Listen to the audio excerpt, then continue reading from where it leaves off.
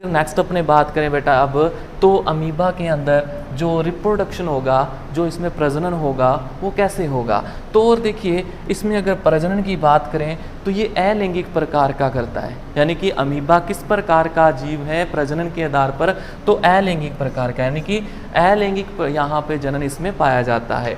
और बेटा इसकी विधियों की बात करें तो इसके अंदर कितनी विधियाँ होंगी, इसमें बेटा टोटल यहाँ पे अगर देखें तो 4 विधियाँ होंगी।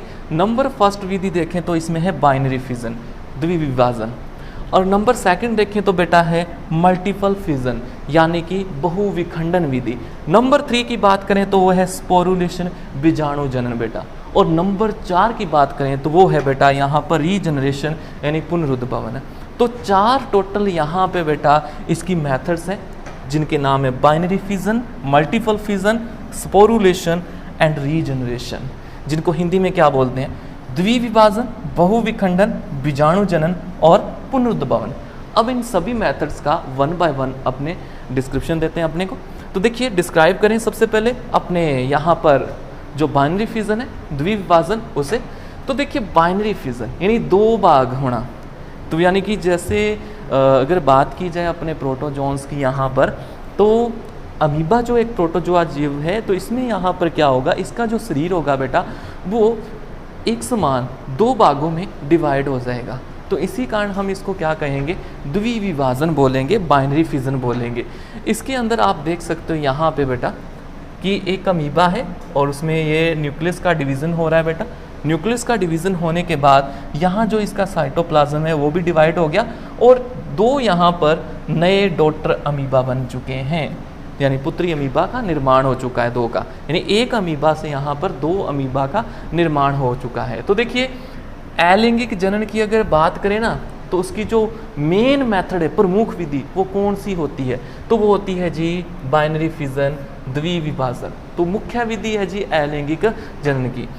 और ये जो बात याद रखना बेटा कि ये कौन से, अगर अडेप्टेशन की बात करें यहाँ पर, तो यहाँ पे अगर परिस्थिति देखें तो ये अनुकूल परिस्थिति के अंदर संपन्न होगी, अनुकूल परिस्थिति जो होगी तो तब ये संपन्न होगी बेटा, याद रखना जी बाइनरी फिजन। और इसमें बेटा माइटोसिस प्रकार का डिवीज़न होता है, तो यहाँ पर डिवीज़न जो है होगा वो कैसा होगा, तो माइटोसिस प्रकार का यहाँ पे डिवीज़न होता है। लेकिन न्यूक्लियस मेम्ब्रेन जो है वो लुप्त नहीं होती। यहाँ पे याद रखना एक मेन चीज़ कि न्यूक्लियस की जो मेम्ब्रेन है वो यहाँ पर नष्ट नहीं होती। तो न्यूक्लियस के अंदर आप देख सकते हैं यहाँ पर इसकी मेम्ब्रेन नष्ट नहीं हुई, डायरेक्ट इसमें विभाजन होगा। लेकिन होगा कैसा, तो माइटोसिस प्रकार का, समसूत्री प्रकार का होगा।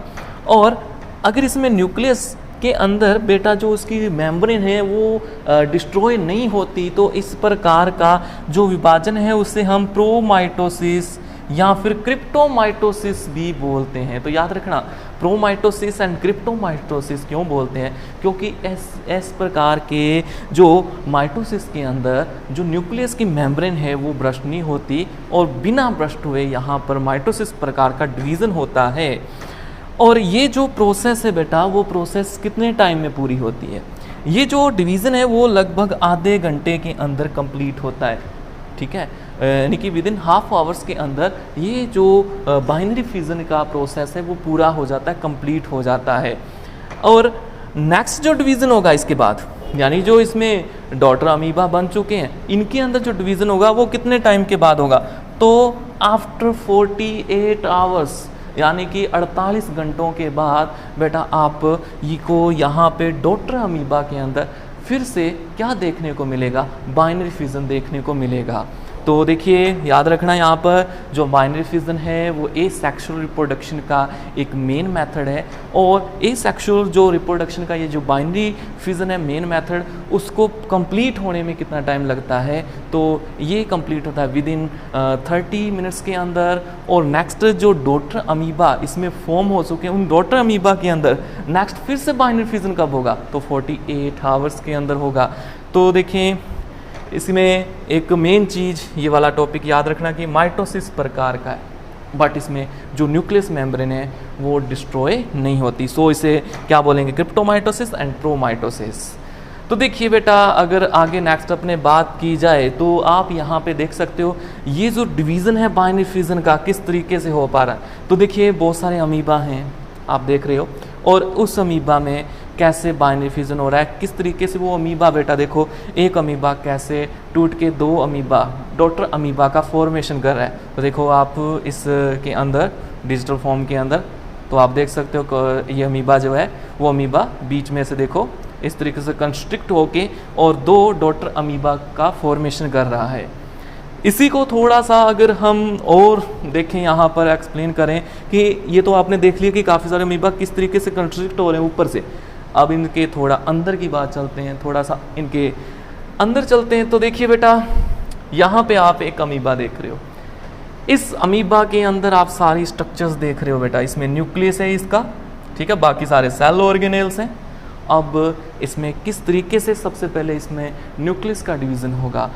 देखिए बेटा, यहाँ पे जो न्यूक्लियस है वो सबसे पहले डिवाइड होगा। तो देखें आप यहाँ पर देख सकते हो विदाउट प्लाज्मा जो इसका न्यूक्लियस जो मेम्ब्रेन है बेटा उसके डिस्ट्रॉय होने के बगैर ही न्यूक्लियस दो भागों में डिवाइड हो चुका है।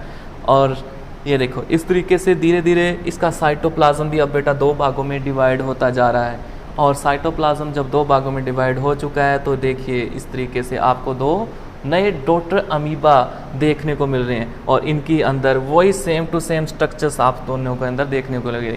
अब देखिए 48 घंटे बाद फिर से वही काम होगा, फिर से उस डॉटर अमीबा के अंदर डिवाइड यानी कि बाइनरी फ्यूजन फिर से होने लगेगा।